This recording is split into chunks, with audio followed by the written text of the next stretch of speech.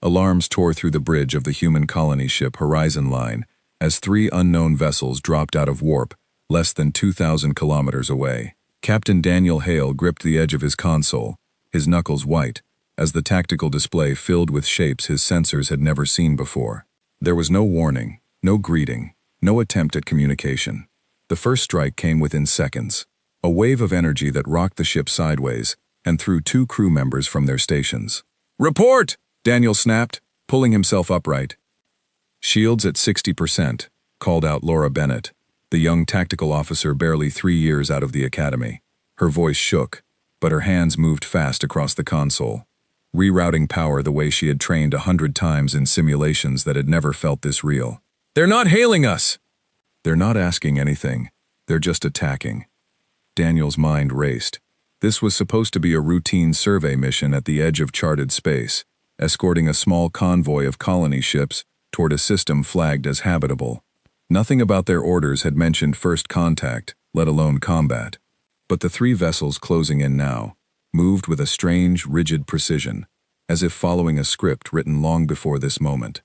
A script that did not include the possibility of humans fighting back. "They think we're pirates," Daniel muttered, watching the enemy formation tighten. "Has to be. Nobody opens fire like that, unless they think they already know what we are." There was no time to debate strategy. The lead alien ship, sleek and armored in dark blue plating, unleashed a second volley, aimed directly at the Horizon Line's engine core. Daniel barked the order to scatter the convoy, sending the two unarmed colony transports peeling off into the darkness, while his lone escort vessel turned to meet the attackers head-on. "We can't win a straight fight," Laura said, eyes fixed on the display. "They outgun us 3-1. "Then we don't fight straight," Daniel replied. It was a decision born not from any manual but from something older, something buried deep in the instincts of a species that had spent thousands of years learning how to survive when the odds were against it. Daniel ordered the ship's reactor pushed past its rated limits, venting excess heat through the forward shields to create a burst of interference that scrambled the enemy's targeting systems. It was reckless. It was not in any Concord tactical doctrine, because the Concord did not yet know humans existed, let alone how they fought. The enemy commander, a stern and methodical officer named Vex Oren of the Concord border fleet, watched his own sensors flicker and die with growing confusion. His species had encountered scattered raiders before, disorganized bands with stolen ships, and no real coordination. This was different. The small human vessel was not retreating in panic. It was maneuvering with purpose, cutting sharp angles that made no sense according to any known combat model, yet somehow avoided the worst of his fire. "Status on their systems," Vex Oren demanded. "Erratic," his tactical officer answered. "Their patterns do not match anything in our archives. They should have surrendered by now." But Daniel had no intention of surrendering. On the Horizon Line, sparks rained down from a damaged console as Laura fought to keep the ship's systems stable. The air filled with the smell of burning wire, yet the crew kept working, driven by something that felt less like training and more like instinct, sharpened by fear and will. Daniel ordered a final gamble, directing the ship straight through the gap between two enemy vessels, close enough that their own weapons risked hitting each other if they kept firing. It worked. The Concord ships hesitated for a crucial second, unwilling to risk friendly fire, and in that hesitation, Daniel's crew found their opening. The Horizon Line unleashed everything it had left, a desperate spread of countermeasures and small defensive charges, never designed for real combat, but enough to force the lead enemy ship to break formation and pull back to protect its damaged hull. For a moment, the battle stood still. Vex Oren stared at his display, unable to process what he was seeing. A single, poorly armed vessel had not only survived an assault from 3 warships, it had forced them to retreat, using tactics that broke every rule his people considered sacred in warfare.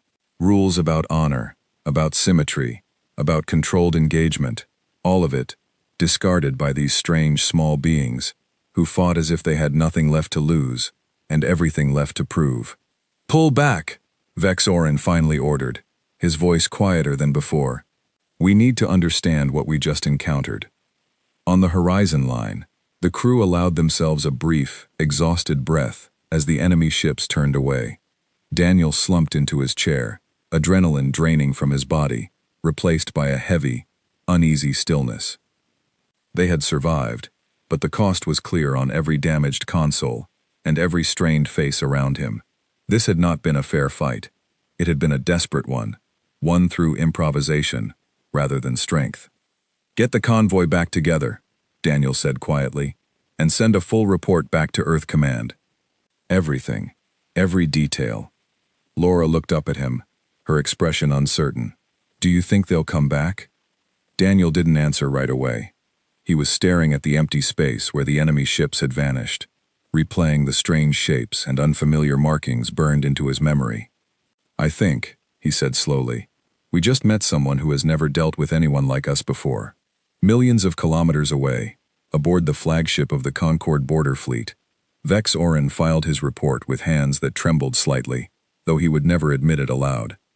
He described the encounter in careful, precise language, detailing the erratic yet effective maneuvers, the willingness of the human crew to push their own ship to the brink of destruction rather than surrender, and the unsettling speed with which they adapted mid-battle.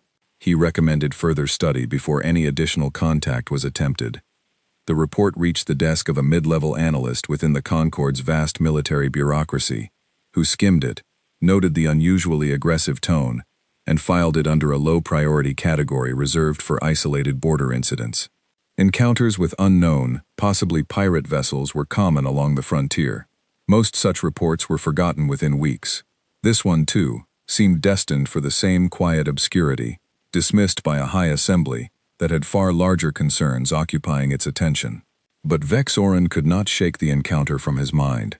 That night, alone in his private quarters, he replayed the battle data over and over, studying every erratic maneuver, every reckless decision that should have gotten the human crew killed, but instead kept them alive.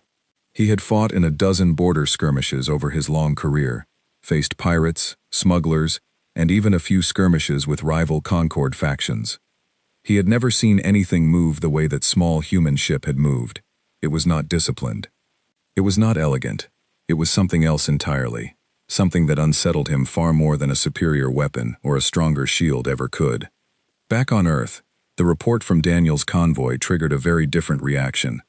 Within Earth's Unified Defense Council, the news of an unprovoked attack by an unknown, technologically advanced species sent a ripple of quiet alarm through the highest levels of command. There was no panic, no public announcement, only a slow, deliberate shift in priorities. Military budgets were quietly redirected. Long-dormant research programs into advanced propulsion and defense systems were reactivated. Recruitment drives, framed publicly as routine expansion efforts, began pulling in fresh officers and engineers with unusual urgency. Daniel Hale himself was called back to Earth for a private debriefing with senior officials, including the newly appointed head of exploratory defense, a sharp and soft-spoken woman named Claire Whitmore. She listened to his account without interruption, her expression unreadable, until he finished describing the final, desperate maneuver that had saved his ship. "You broke protocol," she said finally. "There was no protocol for what we faced," Daniel replied. Claire nodded slowly, studying him with a look that carried more curiosity than criticism. "That's exactly what concerns me," she said. "And it's exactly why I think this won't be the last time we meet them." Daniel left that meeting with a strange, unshakable feeling settling into his chest, a mixture of pride and dread. Humanity had just survived its very first encounter with an alien civilization, not through diplomacy or peaceful exchange, but through violence born of misunderstanding. And somewhere out among the stars, an entire fleet now knew that humans existed, and that they did not fight the way anyone expected them to. Neither side realized it yet, but that single skirmish along a forgotten border had planted the first seed of a fear that would eventually spread across 1,000 worlds, a quiet, growing unease about a species small in number, but terrifyingly unpredictable in a fight.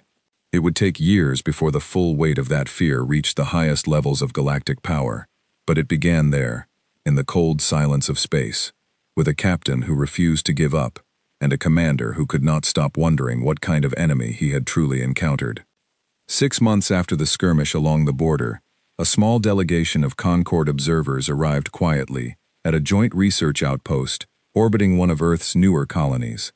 Their mission was framed in careful diplomatic language, a cultural and scientific exchange meant to build understanding between two civilizations that had gotten off to an unfortunate start. In truth, every member of that delegation had been selected for one purpose only: to study how humans fought, and to determine whether the encounter with Daniel Hale's crew had been an isolated event or a warning sign of something far larger. Leading the observer team was a calm, methodical strategist named Cale Dorsa, a veteran of Concord military academies who had spent decades studying the rigid, ritualized warfare practiced across 1,000-member worlds.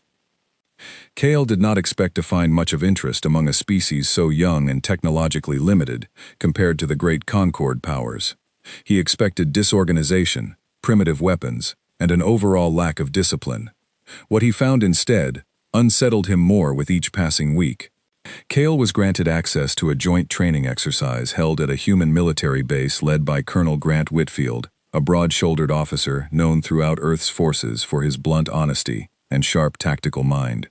Grant had little patience for diplomatic pleasantries, but he understood the importance of the moment, and he agreed to let the Concord observers watch a full combat simulation involving two competing human squads. What Cale witnessed over the following hours defied everything he thought he understood about warfare. The two squads did not follow a fixed formation or a predictable sequence of maneuvers. Instead, they adapted constantly, testing new approaches mid-exercise, abandoning strategies that weren't working within seconds, rather than persisting out of tradition or pride. When one squad's initial plan failed, its leader, a sharp young officer named Ethan Cole, immediately scrapped the entire approach and improvised a new one on the spot, using terrain and deception in ways that caught his opponents completely off guard. "This is not how war works," Cale said quietly to his aide, watching the display with a furrowed brow. "There is no honor code here, no formal declaration of engagement terms. They simply do whatever gains them an advantage." His aide, a younger observer named Silas Wren, looked equally troubled. "Sir, in our simulations, changing strategy mid-engagement is considered a sign of poor planning. Here, it seems to be their entire philosophy." Cale said nothing for a long moment, watching Ethan Cole's squad execute a bold flanking maneuver that broke every rule of engagement taught within Concord academies, yet succeeded within minutes. It was messy, it was unpredictable, and it worked. Over the following weeks, Cale requested access to historical records detailing humanity's long and often brutal history of conflict. Grant Whitfield, somewhat reluctantly, granted permission for the observers to study curated portions of Earth's military archives, hoping that transparency might ease growing Concord suspicion, rather than deepen it. Cale spent long nights reviewing centuries of human strategy, studying how tactics had evolved rapidly across different eras, shaped by constant competition between rival nations who had spent millennia refining the art of overcoming stronger, better-equipped opponents through cleverness and adaptability, rather than brute strength alone. "Their entire species has been shaped by conflict," Cale told his superiors during a private briefing, transmitted back to Concord Command. "Not ritualized, controlled conflict like ours, but chaotic, evolving conflict, driven by survival rather than tradition. They do not fight to uphold rules. They fight to win, using any advantage available, and they discard failed strategies almost instantly." His words were met with skepticism from several senior officials back within the Concord's military hierarchy, many of whom still viewed the earlier border skirmish as an exaggerated anomaly. But Cale's growing unease was not without foundation. As the observation mission continued, a separate and far more serious incident unfolded that would prove impossible to dismiss. A small human peacekeeping contingent, led by Grant Whitfield himself, had been deployed to a contested mining colony where tensions between two rival factions of a lesser-known alien species, the Threll, had escalated into open conflict. Earth's involvement had been requested as a neutral third party, given humanity's newly established, if uneasy, diplomatic ties with several Concord-aligned worlds. The mission was intended to be limited in scope, a show of goodwill meant to demonstrate humanity's willingness to cooperate peacefully within the wider galactic community. The situation deteriorated quickly. A larger, better-equipped Threll faction, numbering nearly 4 times the size of Grant's small contingent, launched a sudden assault on the mining colony's central facility, intending to seize control before any negotiated settlement could be reached. Grant's forces, vastly outnumbered and equipped with only limited defensive weaponry, found themselves cut off from immediate reinforcement, facing an enemy force confident in an easy, swift victory. What followed became the second incident that would send shockwaves through Concord military circles. Rather than retreating or attempting to hold a static defensive position, as any Concord-trained commander would have done, Grant Whitfield ordered his small contingent to disperse across the facility's complex layout of tunnels and storage bays, abandoning any semblance of a traditional front line. Using the facility's own infrastructure as cover, his soldiers launched a series of quick, coordinated strikes, designed not to hold ground, but to create confusion and disrupt the larger force's command structure. "They're not defending a position," the Threll faction's commander reported back to his superiors, growing increasingly frustrated as his numerical advantage failed to translate into any real progress. "They keep moving. Every time we adjust to counter one tactic, they've already shifted to another." Grant's forces targeted communication relays, disabled key equipment, and used the facility's tight corridors to negate the larger force's numerical advantage entirely, engaging only when conditions favored them and disengaging immediately when they did not. It was a style of warfare built on patience, deception, and constant adaptation, remarkably effective against an enemy accustomed to straightforward, honor-bound engagements, where numbers alone typically decided the outcome. Within hours, the larger Threll force, disorganized and demoralized by an enemy they could not effectively counter, withdrew from the facility entirely, abandoning their assault. Grant's small contingent had achieved what should have been an impossible victory, suffering only minor injuries among his own soldiers while successfully protecting the contested facility until a diplomatic resolution could be reached. News of the incident spread rapidly across Concord military channels, reaching the desks of high-ranking officials who could no longer dismiss the pattern emerging before them. Cale Dorsa, still stationed among the human observation team, received the full incident report with a growing sense of unease that he could no longer keep to himself.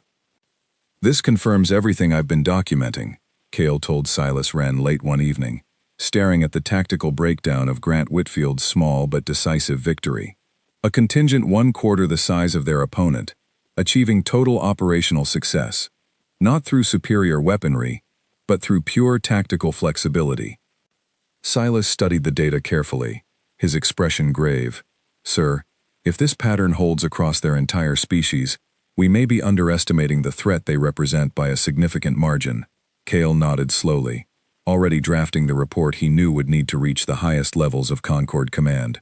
He described in careful detail the unsettling combination of qualities he had observed among humans, an almost instinctive willingness to abandon failing strategies without hesitation, a comfort with chaos and unpredictability that unnerved even experienced Concord strategists, and a long evolutionary history shaped by constant, adaptive conflict that had produced a species uniquely suited to overcoming stronger, better-equipped opponents through cleverness alone.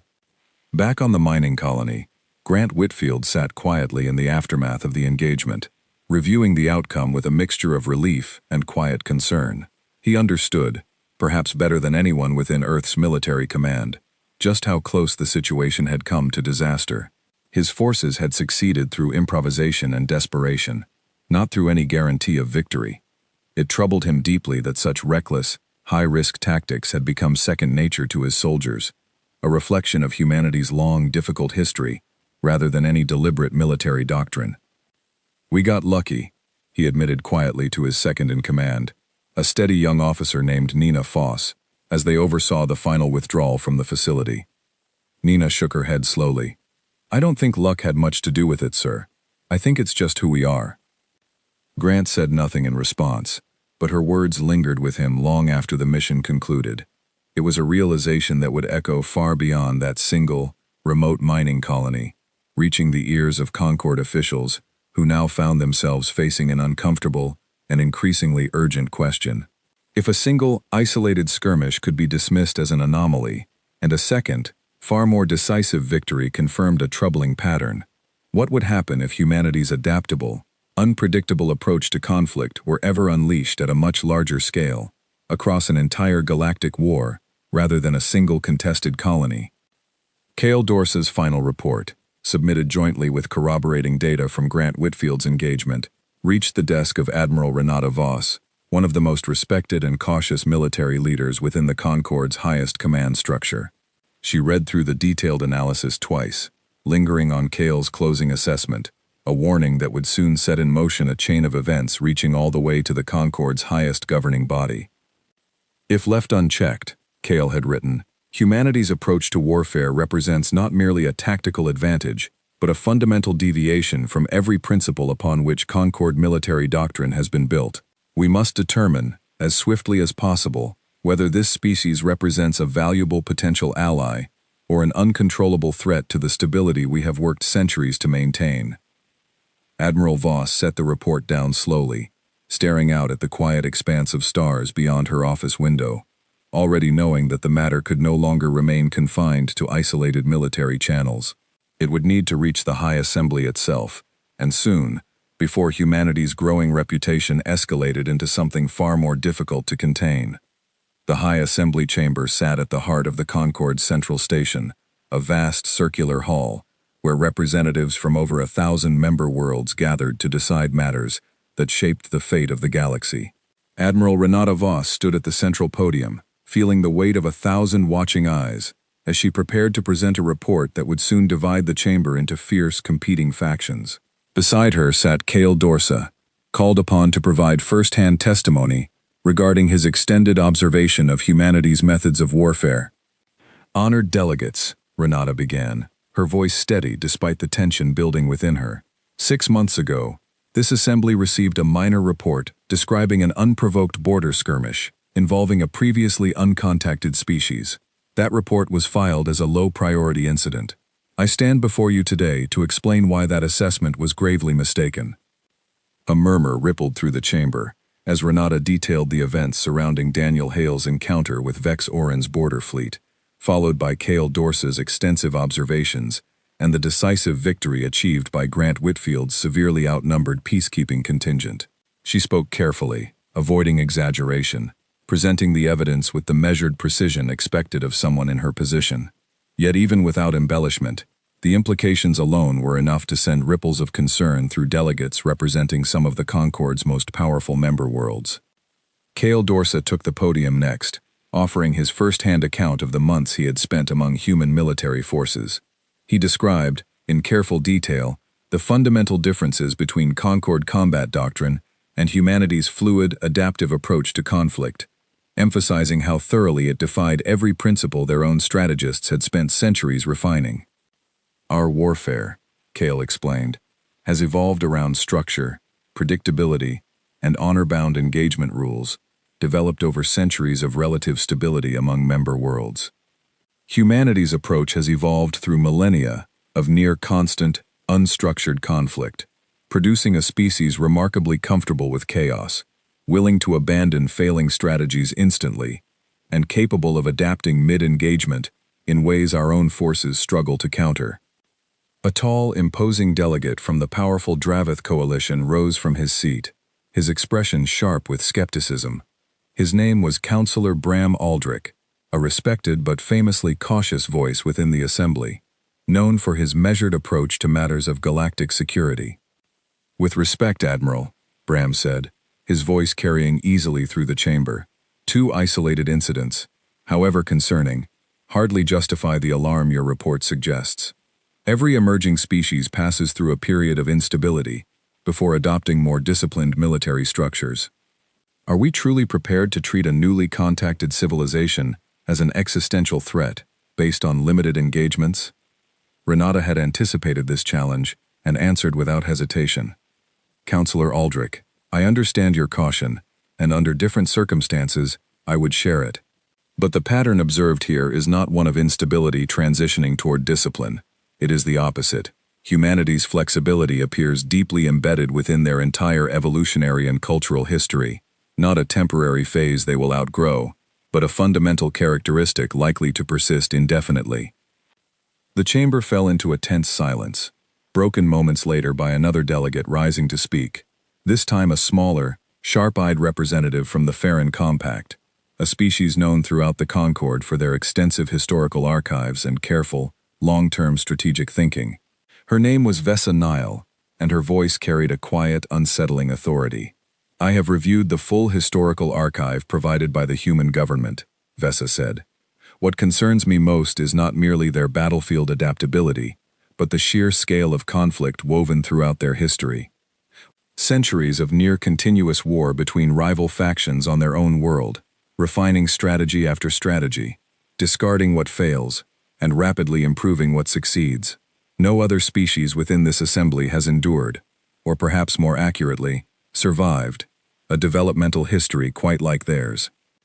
Bram Aldrich shook his head slowly, unwilling to concede the point entirely. "A difficult history does not automatically translate into hostile intent, Counselor Nile. Humanity has, by every diplomatic account received thus far, expressed genuine interest in peaceful integration within the Concord.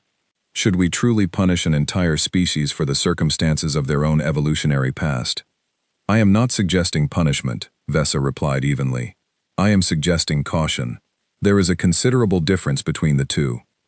The debate continued for hours, delegates from dozens of member worlds rising to offer competing perspectives, some urging immediate, cautious containment measures, others advocating for continued diplomatic engagement without restriction, and a small but vocal faction pushing for outright military intervention before humanity's capabilities could grow any further.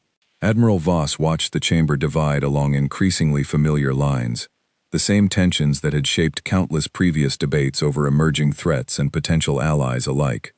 A quieter, more contemplative voice eventually rose above the growing noise, drawing the chamber's attention toward a modest, unassuming delegate seated near the chamber's outer ring. His name was Ambassador Corin Talvain, a career diplomat known throughout the Concord for his calm, measured wisdom, rarely inclined toward dramatic declarations, yet respected deeply for his careful judgment during moments of crisis. "Honored delegates," Corin began, his voice carrying a quiet weight that gradually silenced the chamber's murmuring. "I have spent my entire career working to prevent unnecessary conflict between civilizations who might otherwise become valuable allies. I do not believe humanity poses an immediate hostile threat to this assembly. Their diplomatic conduct thus far has been, by every measure, respectful and cooperative." He paused, allowing his words to settle before continuing. "However, I share the Admiral's concern regarding the long-term implications of formally integrating a species whose approach to conflict differs so fundamentally from everything this assembly has built its stability upon. Our current system of ritualized, controlled warfare between member worlds, however imperfect, has maintained relative peace for centuries. Introducing a species capable of discarding those rules entirely, however unintentionally, risks destabilizing that fragile balance in ways we cannot fully predict." Bram Aldrich frowned, clearly troubled by the direction the debate was taking. "Ambassador Talvain, are you suggesting we deny an entire civilization full membership within this assembly, based not on hostile intent, but on the mere possibility of future instability?"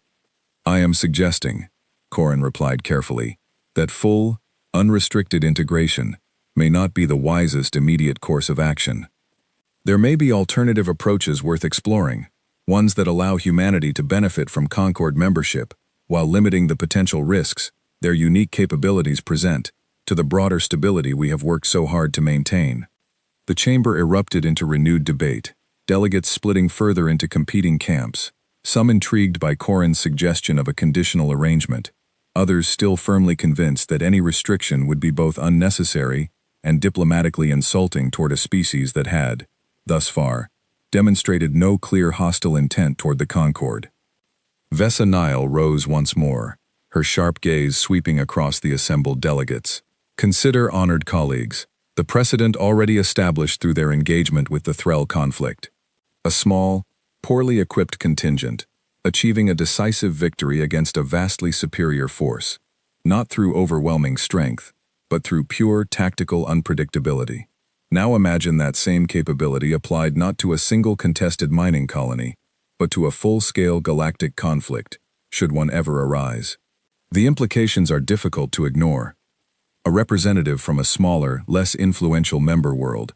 A nervous but earnest delegate named Oren Fesick spoke up hesitantly from the chamber's outer rows. "Forgive me, honored colleagues, but should we not also consider the potential benefits of such capabilities? Should humanity ever choose to stand as an ally rather than a threat, their adaptability could prove invaluable in defending this assembly against future dangers we cannot yet anticipate."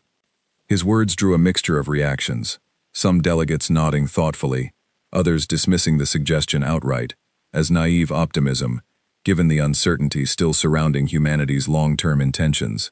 Admiral Voss allowed the debate to continue, understanding that the assembly needed time to fully process the implications before any decision could be reached. As the session stretched late into the station's artificial night cycle, Kale Dorsa found himself called upon once more, this time to answer a series of pointed questions from skeptical delegates still unconvinced of the severity behind his earlier warnings.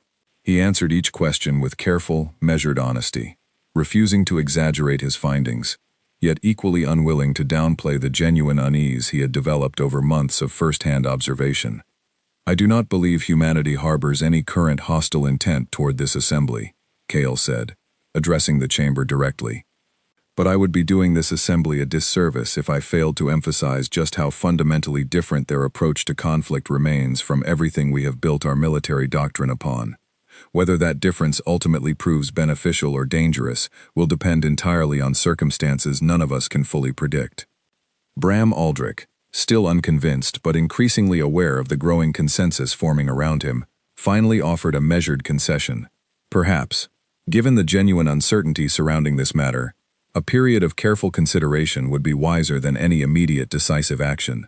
I would propose the formation of a dedicated committee, tasked with exploring potential frameworks for humanity's integration, one that addresses the legitimate concerns raised today, without resorting to outright exclusion or unnecessary provocation."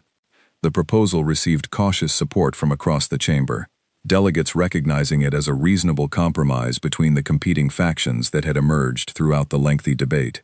Admiral Voss nodded slowly, relieved that the session had avoided descending into outright hostility, yet acutely aware that the difficult work of shaping humanity's future relationship with the Concord had only just begun.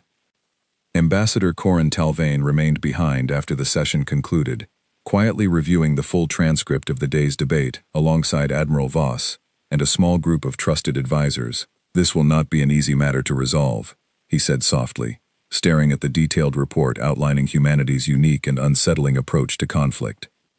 Renata nodded in agreement, her expression heavy with the weight of the responsibility now resting upon her shoulders. "No," she agreed, "but it is a matter this assembly can no longer afford to ignore." Over the following weeks, the newly formed committee began the difficult task of drafting potential frameworks for humanity's future relationship with the Concord, carefully weighing the benefits of formal integration against the legitimate concerns raised throughout the lengthy assembly debate. Delegates from across the political spectrum contributed proposals ranging from unrestricted membership to strict, limited engagement, each carrying its own complex set of diplomatic and strategic implications. Kale Dorsa, having completed his extended observation mission, returned briefly to Concord Central Command, where he continued to provide detailed insight into humanity's military culture, hoping his first-hand experience might help shape a fair and balanced resolution. He remained conflicted himself, having developed a genuine respect for the human officers and soldiers he had spent months observing, even as he understood the legitimate concerns surrounding their unique approach to conflict. "They are not monsters," he told the committee, during one particularly tense session. "They are simply the product of a history far more difficult than anything most species within this assembly have ever experienced. Whatever framework we ultimately decide upon, I would urge this committee to remember that humanity's capabilities emerged not from malice, but from necessity." His words lingered within the chamber long after the session concluded, a quiet reminder of the delicate balance the assembly now faced, caught between genuine respect for a species capable of remarkable resilience and adaptability, and the undeniable unease surrounding what those same qualities might mean should they ever be turned toward conflict on a much larger, far more dangerous scale. As the weeks passed, the committee's deliberations grew increasingly focused, narrowing toward a single, unprecedented proposal that would soon be presented before the full assembly for a final, decisive vote, one that would determine not only humanity's future role within the Concord, but the delicate balance of power across 1,000 worlds who now watched, with growing curiosity and unease, to see how this unprecedented situation would ultimately be resolved. The final vote was scheduled to take place 3 months after the committee first began its work, and as the date approached, tension within the high assembly chamber grew thick enough to feel in the air itself. Every delegate present understood the significance of what they were about to decide, a decision that would shape not only humanity's future within the Concord, but the broader precedent for how the assembly handled emerging, unpredictable civilizations for generations to come. Admiral Renata Voss arrived early that morning, reviewing the final proposal one last time, alongside Ambassador Corin Talvain, both of them acutely aware of how carefully worded the document needed to be. The committee had ultimately settled on a framework unlike anything previously implemented within Concord history, a conditional membership offer that would grant humanity full access to the Assembly's diplomatic, economic, and scientific resources, while permanently restricting their participation in any military campaign, peacekeeping mission, or armed conflict beyond the boundaries of their own solar system. "It's a delicate balance," Corin said quietly, studying the document's careful language. "Enough restriction to satisfy the Assembly's legitimate concerns, without appearing so insulting that humanity refuses the offer entirely." Renata nodded, though her expression remained troubled. The real question is whether humanity will see it that way. As the chamber filled with delegates from across the 1,000-member worlds, a small human diplomatic delegation arrived as well, invited to witness the historic vote firsthand. Leading the delegation was Claire Whitmore, the same sharp, soft-spoken official who had debriefed Daniel Hale months earlier, following his encounter with Vex Oran's border fleet. Beside her stood a younger diplomat, Nathaniel Voss, no relation to Admiral Voss despite the shared surname, chosen specifically for his calm, measured demeanor during high-pressure negotiations. Claire watched the assembled delegates with careful, guarded curiosity, fully aware that whatever decision emerged from this session would fundamentally shape humanity's relationship with the wider galactic community for generations to come. She had been briefed extensively on the committee's proposal, understanding both the potential benefits and the underlying insult embedded within its careful diplomatic language. "They're going to offer us membership," she murmured to Nathaniel as the session began, "but only if we agree to stay out of every fight beyond our own front door." Nathaniel's expression remained neutral, though his eyes carried a flicker of quiet frustration. Containment, dressed up as protection. "Perhaps," Claire replied, "but containment we can survive. Conflict with an assembly of 1,000 worlds we cannot." Admiral Voss took the podium as the session formally began, her voice steady despite the enormous weight of the moment. "Honored delegates, after extensive deliberation, the committee has reached a proposed framework for humanity's future relationship with this assembly. I present it now for your final consideration and vote." She outlined the proposal in careful detail, emphasizing the genuine benefits humanity would receive: full access to Concord trade networks, scientific collaboration, and diplomatic protection under assembly law, while clearly stating the central condition underlying the entire arrangement. Humanity would be permanently barred from participating in any Concord military campaign, peacekeeping action, or armed conflict beyond their own solar system, a restriction unlike any previously imposed upon a member species throughout the Concord's long history. The chamber fell into a tense, expectant silence as Renata concluded her presentation, all eyes shifting toward the human delegation, seated within the chamber's observer section. Claire Whitmore rose slowly, feeling the weight of 1,000 watching eyes as she prepared to deliver Earth's initial response. "Honored delegates," Claire began, her voice carrying clearly through the vast chamber. "My government has reviewed this proposal extensively, and while we recognize the genuine benefits it offers, I would be less than honest if I did not acknowledge the underlying message embedded within its terms." A murmur rippled through the chamber, delegates leaning forward with renewed attention. Bram Aldrich, still present despite his earlier skepticism throughout the committee's deliberations, watched the human delegation carefully, curious to see how they would respond to what many considered an unmistakably diplomatic insult. You are asking us, Claire continued, to accept membership within this assembly, while simultaneously declaring us too dangerous to stand alongside you in matters of collective defense. I understand the concerns that led to this proposal. I have read the reports, the same reports many of you have studied extensively, but I would ask this assembly to consider, even briefly, what it means to offer partnership while withholding trust. Vesa Nile rose in response, her expression calm but firm. Ambassador Whitmore, this assembly does not offer this restriction out of disrespect toward your civilization. We offer it out of necessity, given the genuine uncertainty surrounding capabilities that differ so fundamentally from everything this assembly has built its stability upon over centuries of careful, controlled cooperation. Claire held her ground, though her tone softened slightly. I understand that necessity, Counselor Nile. I simply ask that this assembly understand the difficulty of what you're asking my people to accept. The chamber remained silent for several long moments before Claire finally continued, her expression carrying a quiet, resolute acceptance that seemed to settle the tension building within the room. My government has authorized me to accept this proposal, on behalf of the human race, with the understanding that this arrangement will be revisited, should circumstances ever change significantly enough to warrant reconsideration.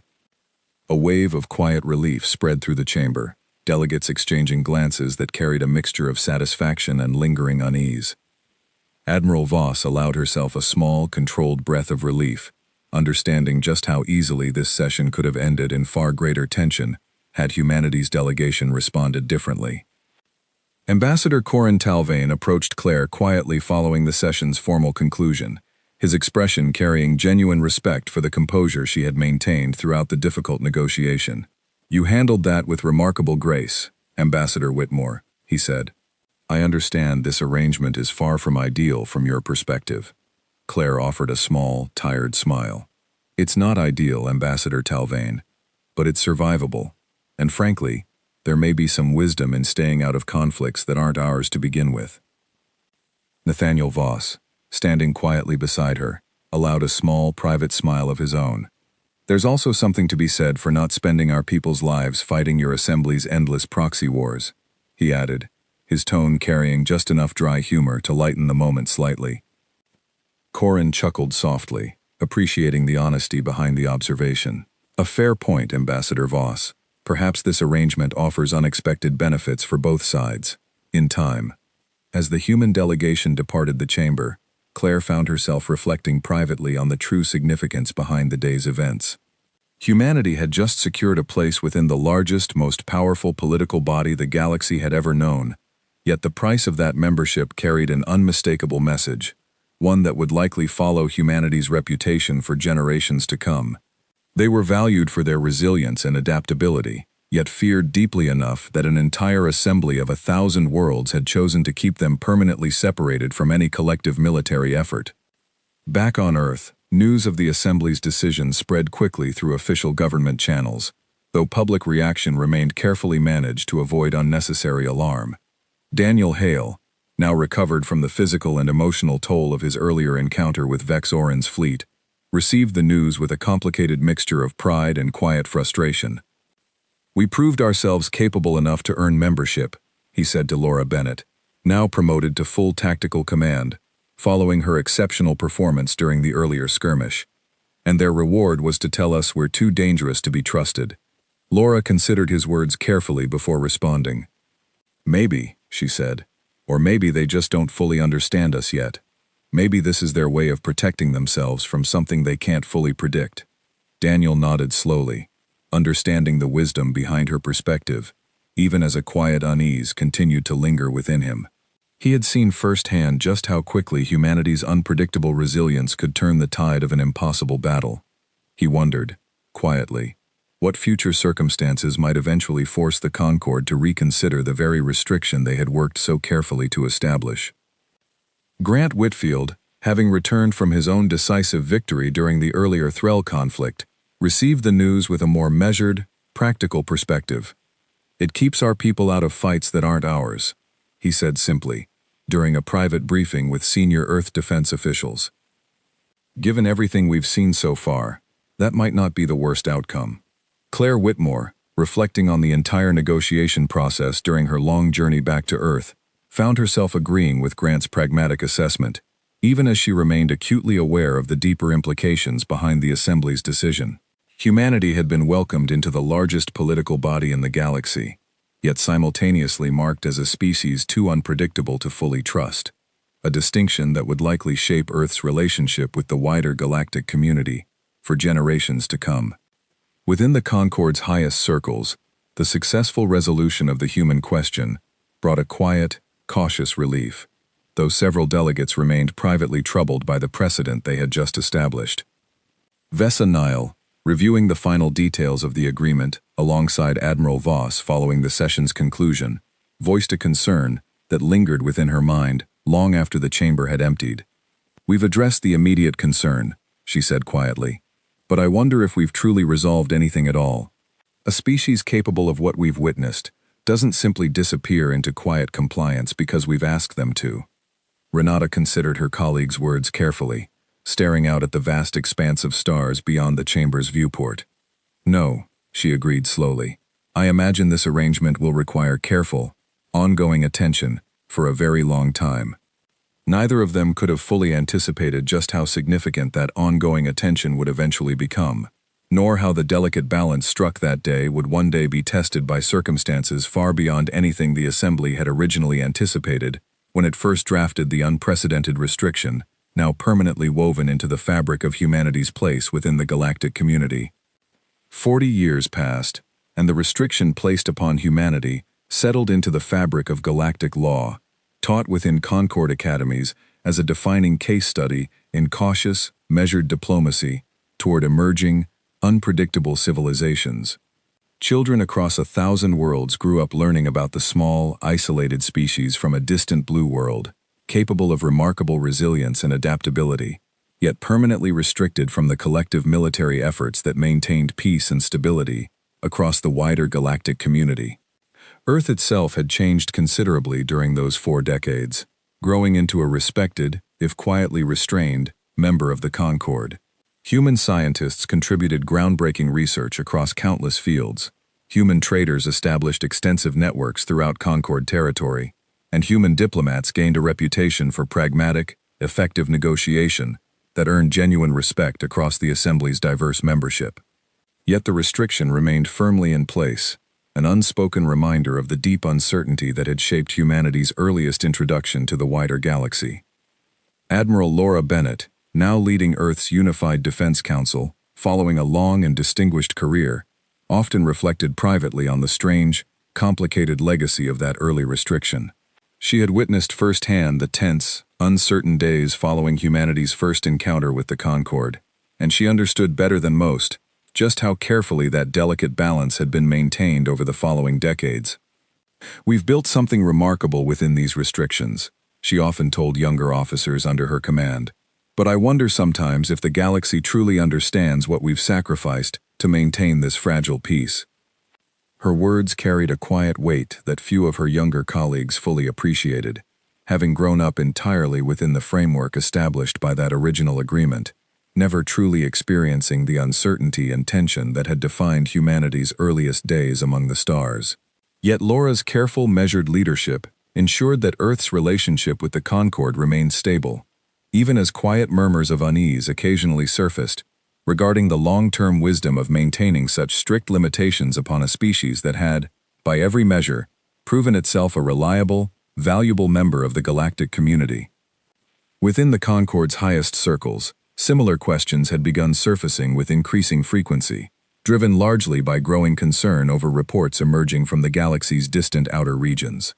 A previously unknown aggressive force had begun expanding rapidly through unclaimed territory beyond the Concord's traditional borders, their methods of conflict unlike anything the Assembly's carefully ritualized military doctrine had ever encountered. Admiral Renata Voss, now serving as the Concord's senior military strategist following her own long and distinguished career, found herself reviewing increasingly troubling reports detailing the new threat's rapid, unpredictable advances. Unlike previous conflicts the Concord had encountered throughout its long history, this new adversary displayed a chaotic, adaptive approach to warfare that bore an unsettling resemblance to the very qualities that had once caused such deep concern regarding humanity, decades earlier. Our forces are struggling to counter their tactics, Renata explained during an emergency session convened before the High Assembly. Every engagement follows the same pattern. Our forces adhere to established doctrine, while this new adversary adapts constantly, discarding failed strategies and improvising new approaches with a speed our own forces simply cannot match. Ambassador Corin Talvain, now among the Assembly's most senior and respected diplomatic voices, listened carefully to Renata's assessment, an uncomfortable realization slowly forming within his mind as she continued detailing the new adversary's unpredictable, adaptive methods of conflict. "This sounds remarkably familiar," Corin said quietly, once Renata concluded her briefing. Renata nodded slowly, having reached the same troubling conclusion herself during the weeks leading up to this emergency session. "It does," she agreed, "and it raises an uncomfortable question this assembly can no longer avoid." The chamber fell into a tense, uncertain silence as delegates began quietly considering the implications behind Renata's careful observation. If the Concord's rigid, ritualized military doctrine had proven insufficient against this new, unpredictable adversary, perhaps the very qualities that had once caused such deep concern regarding humanity might now represent the Concord's best hope for effectively countering a threat unlike anything they had previously encountered. Vesa Nile, now an elder stateswoman within the Farron Compact's diplomatic corps, rose slowly to address the chamber, her voice carrying the quiet authority earned through decades of careful, measured leadership. 40 years ago, this assembly made a difficult decision, born from genuine uncertainty regarding a species whose capabilities we did not yet fully understand. I wonder now whether that uncertainty has finally been replaced by a clearer understanding of what those capabilities might one day mean for this assembly's survival. A younger delegate, representing a smaller member world that had joined the Concord only within the past decade, rose hesitantly to voice a perspective shaped by a very different understanding of humanity's place within the galactic community. Her name was Delia Marsh, and her tone carried genuine curiosity, rather than the lingering suspicion that had defined much of the original debate decades earlier.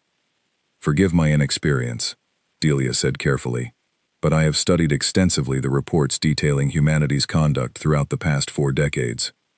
They have proven themselves consistently reliable, cooperative, and deeply committed to the stability of this assembly, despite the restrictions placed upon them. Perhaps it is time this assembly reconsiders whether those restrictions remain truly necessary." Her words sparked renewed debate throughout the chamber, delegates once again dividing along familiar lines, though the underlying tone carried a markedly different quality than the tense, uncertain atmosphere that had defined the original debate decades earlier. Where fear and uncertainty had once dominated the conversation, a cautious, measured curiosity now shaped the assembly's deliberations, tempered by genuine respect for humanity's demonstrated reliability throughout their decades-long membership within the Concord. Admiral Voss allowed the debate to continue for some time before finally addressing the chamber directly, her expression carrying the weight of a decision she understood would likely shape the Concord's future for generations to come. "Honored delegates, I do not believe this assembly is prepared to make a hasty decision regarding such a significant matter. However, given the severity of the threat currently facing our outer territories, I would recommend this assembly formally reach out to humanity's government, not to demand their participation, but to simply ask whether they might be willing to reconsider their role within our collective defense, should circumstances require it."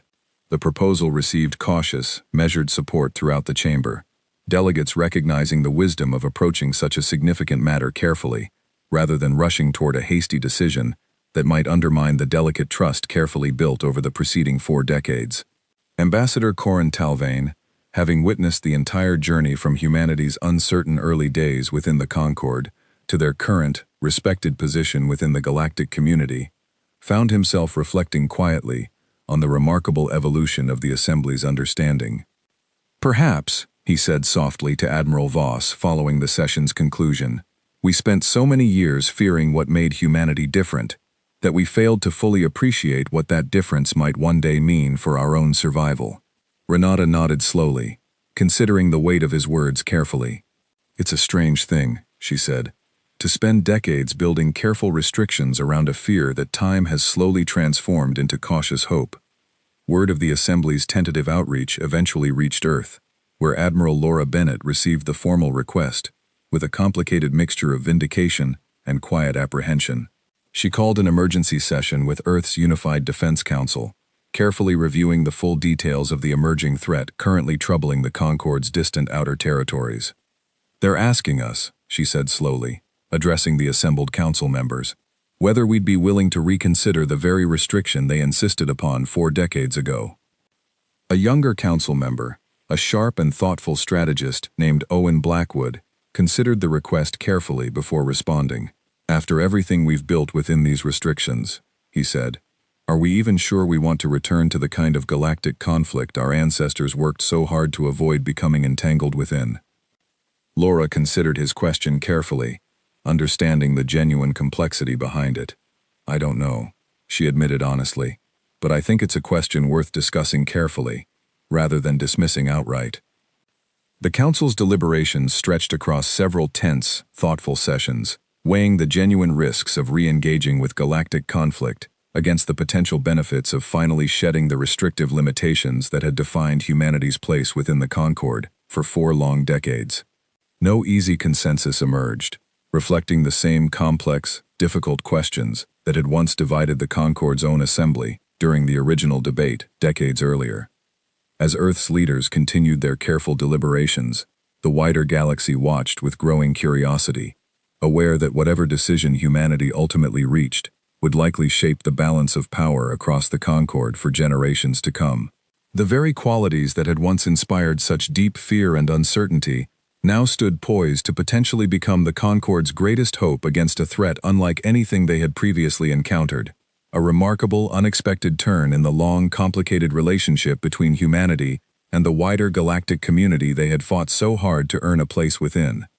Admiral Renata Voss, reflecting quietly on the entire journey during a rare moment of solitude within her private quarters, found herself considering the strange, unpredictable nature of history itself. The Concorde had once feared humanity enough to permanently restrict their role within collective defense, believing such caution necessary to preserve the fragile stability they had worked centuries to maintain.